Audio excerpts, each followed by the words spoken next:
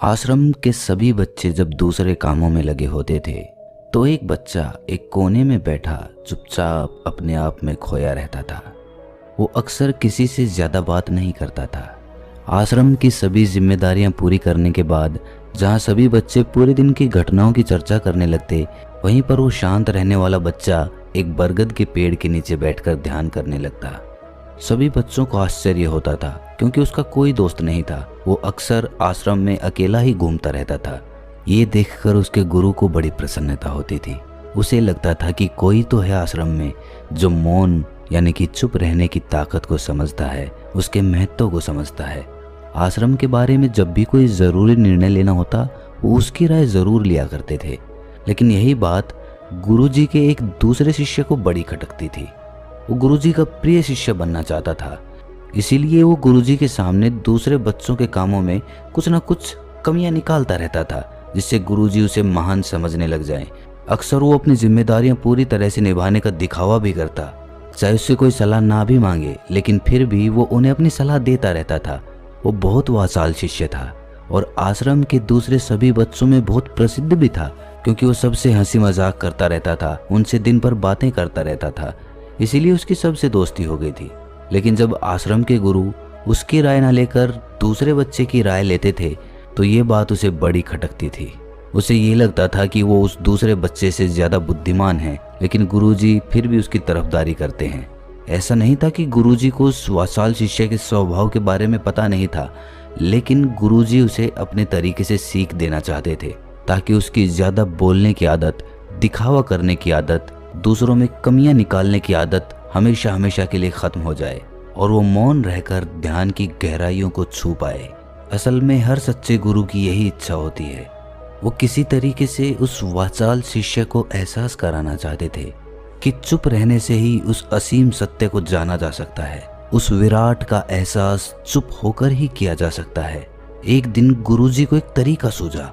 उन्होंने आश्रम के सभी बच्चों को अपने पास बुलाया और कहा कि मैं तुम सभी को दो दो हिस्सों में बांटकर अलग अलग गांव में भिक्षा मांगने के लिए भेज रहा हूं, और जो भी दो बच्चे सबसे ज़्यादा भिक्षा मांग कर लाएंगे उन दोनों को आश्रम की सभी जिम्मेदारियां निभाने का मौका दिया जाएगा।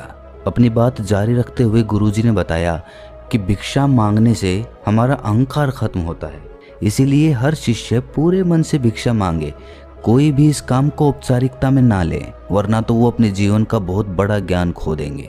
आश्रम के गुरुजी ने जानबूझकर वाचाल शिष्य और चुप रहने वाले शिष्य की जोड़ी बना दी।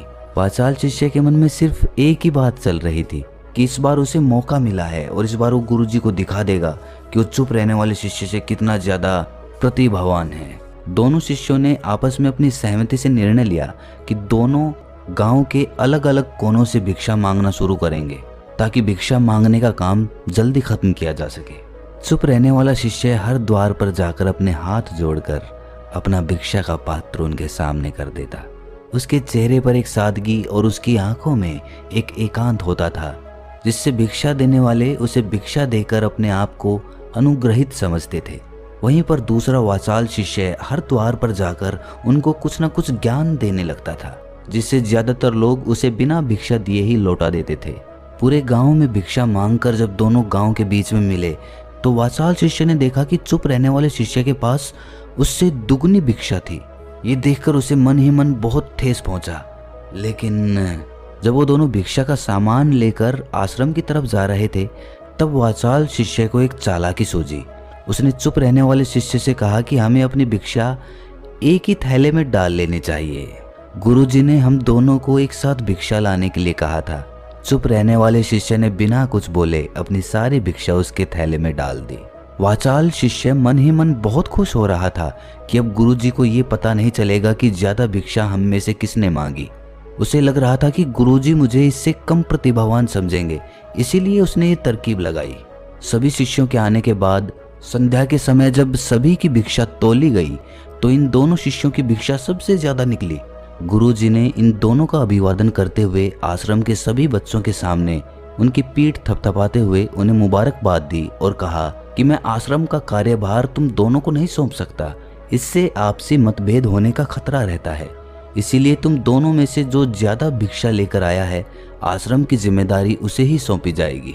जब उन्होंने उनसे पूछा कि तुम में से ज्यादा भिक्षा कौन मांग कर लाया था, तो वाचाल शिष्य ने कहा कि गुरुजी, मैं इससे दुगनी भिक्षा मांग कर लाया था, लेकिन मुझसे एक गलती हो गई कि मैंने वो दोनों भिक्षा एक ही थैले में डाल ली। मुझे नहीं पता था कि आप ऐसा निर्णय लेने वाले हैं, वरना तो मैं अपनी भिक्षा का थैला अलग ही रखता। इस पर गुरुजी ने चुप रहने वाले शिष्य से पूछा कि क्या तुम इसकी बात से सहमत हो? क्या तुम इससे कम भिक्षा लेकर आए थे? ये सुनकर चुप रहने वाले शिष्य ने कहा कि गुरुजी, मेरे पास ऐसा कोई साधन नहीं है जिससे मैं ये साबित कर पाऊं कि मैं इससे ज्यादा भिक्षा लेकर आया था।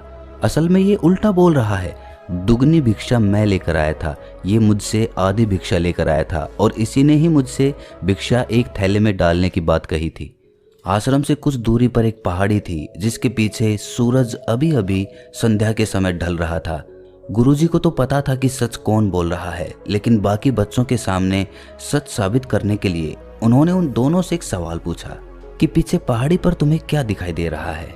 ये सुनकर वाचाल शिष्य झट से बोल पड़ा कि गुरुजी, पहाड़ी के पीछे सूरज अपना रंग बिखेर रहा है, आसमान में लालिमा छाई हुई है, ये बहुत ही सुंदर दृश्य है। वो तो और भी बहुत कुछ कहना चाहता था, लेकिन गुरुजी ने उसे चुप करते हुए दूसरे शिष्य से जवाब जानने के लिए जब उसकी तरफ देखा तो उसकी आंखों में आंसू भरे हुए थे। श्रद्धा, भक्ति और प्रेम से उसकी आंखें भर आई थीं। गुरुजी को उससे पूछने की जरूरत ही नहीं पड़ी। गुरुजी ने सभी बच्चों को संबोधित करते हुए कहा कि मैंने सवाल किया था कि पहाड़ी के पीछे तुम्हें क्या दिखाई दे रहा है। ज्यादातर लोगों को यही दिखाई देगा कि ये एक बहुत सुंदर दृश्य है, लेकिन मजे की बात यह है कि सुंदरता बोलकर नहीं बताई जा सकती, उसे महसूस किया जा सकता है और सामने वाला उस सुंदरता को आपकी आंखों में देख पाता है। चुप रहने वाले शिष्य की तरफ इशारा करते हुए गुरुजी ने कहा कि असल में सुंदरता इसी बच्चे ने देखी है, दूसरे बच्चे ने सिर्फ सुंदरता की व्याख्या की है, लेकिन इसने वास्तविकता में उस सुंदरता को महसूस किया है। अपने आप को ऊंचा दिखाने की सभी कोशिशें नाकाम होती देख वाचाल शिष्य वहीं पर फूट फूट कर रोने लगा। उसको चुप कराते हुए गुरुजी ने कहा कि बेटा, मुझे पहले से पता था कि तुम झूठ बोल रहे हो, लेकिन मैं तुम्हें उस झूठ का एहसास कराना चाहता था। सभी बच्चों को संबोधित करते हुए गुरुजी ने बताया कि शब्द जाल की तरह होते हैं। हमारे ज्यादा बोलने की वजह से बहुत सारी समस्याएं पैदा होती हैं। जब कोई आदमी एक बात को बढ़ा चढ़ाकर बोल देता है तो उसे सिद्ध करने के लिए वो शब्दों के जाल में फंसता चला जाता है और इसी वजह से अंतर्मुखी होने की बजाय वो बहिर्मुखी होता चला जाता है। वहीं पर जिस भी व्यक्ति को अपनी अंतर यात्रा करनी होती है उसे सबसे पहले चुप रहना सीखना होता है। जरूरत से ज्यादा बोलना या फिर हर वक्त बोलते ही रहना, ये सब हमारी अंतर यात्रा में बाधा बन जाती है। जब आप चुप रहने का अभ्यास करते हैं तो आप अपने साथ वक्त बिताने लगते हैं, जिससे कि आप अपने एकांत को जान पाते हैं। और एक बार अगर मन में एकांत स्थापित हो जाए तो आपकी आंखों में, आपके चेहरे पर वो सादगी, वो एकांत, वो स्पष्टता की झलक, सब कुछ सामने नजर आने लगता है। कुछ साबित करने को नहीं रह जाता, कुछ बताने को नहीं रह जाता, सब कुछ आंखों में देखा जा सकता है। चुप रहने वाले शिष्य की तरफ इशारा करते हुए गुरुजी ने कहा कि अभी जो दृश्य इस बच्चे ने देखा वो ज्यादा बोलने वाला आदमी कभी नहीं देख पाएगा। वो अपनी बुद्धि से तर्क वितर्क करता रहेगा कि उसे क्या क्या दिखाई दे रहा है, लेकिन उसमें से वो महसूस कुछ भी नहीं कर पाएगा। उसे दिखाई दे जाएंगे पहाड़, सूरज या फिर उसकी लालिमा, लेकिन उस सुंदरता को, उस विराट को, उस अद्वैत को वो कभी नहीं देख पाएगा। अगर चुप रहने की कला सीखनी है तो तुम्हें सबसे पहले एक बात ध्यान रखनी होगी कि तुम्हें किसी को भी प्रभावित करने की कोशिश नहीं करनी है। ज्यादातर लोग इसी वजह से ज्यादा बोलते हैं क्योंकि वो दूसरों को प्रभावित करना चाहते हैं, अपने आप को साबित करना चाहते हैं, और उस साबित करने के चक्कर में वो शब्दों के जाल में फंसते चले जाते हैं और धीरे धीरे वही उनकी आदत बन जाती है। अगर कोई व्यक्ति दूसरों को प्रभावित करना चाहता है तो वो कितने लोगों को प्रभावित कर पाएगा? उसकी ये भूख बढ़ती जाएगी और वो इस संसार में सभी को कभी भी प्रभावित नहीं कर पाएगा। इसीलिए ये समझने की बात होती है कि बहिर्मुखी होने की बजाय हम अंतर्मुखी होकर अपने आप को समझ सकते हैं। अपनी बातों को खत्म करते हुए गुरुजी ने अपना आखिरी संदेश दिया। उन्होंने बताया कि अगर कोई व्यक्ति ज्यादा समय तक चुप नहीं रह सकता तो उसे थोड़े समय से अभ्यास करना चाहिए।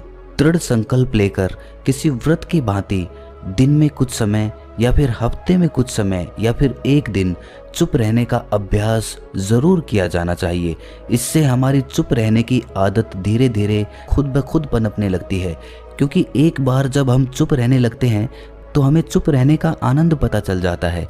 उसके बाद हमें प्रयास नहीं करना पड़ता, बल्कि हमारा मन आनंद की तरफ अपने आप बढ़ता चला जाता है। चुप रहने की कला सीखने के बाद आपकी बुद्धिमानी और आपकी स्पष्टता दोनों में बहुत ज़्यादा फायदा होगा। वास्तविकता में जिसे दर्शन कहते हैं वो मौन रहकर ही किया जा सकता है। इसके बाद सभी बच्चों से कुछ समय चुप रहने का संकल्प लेकर गुरुजी ने अपनी बात खत्म कर दी और सभी बच्चे रात्रि का भोजन करने के लिए एक साथ भोजन कक्ष में पहुंच गए। तो दोस्तों, कैसी लगी ये कहानी आपको कमेंट सेक्शन में ज़रूर बताना, और अच्छी लगी तो इस चैनल को सब्सक्राइब ज़रूर कर लेना। तो मिलते हैं किसी अगली कहानी में, तब तक के लिए अपना ख्याल रखें।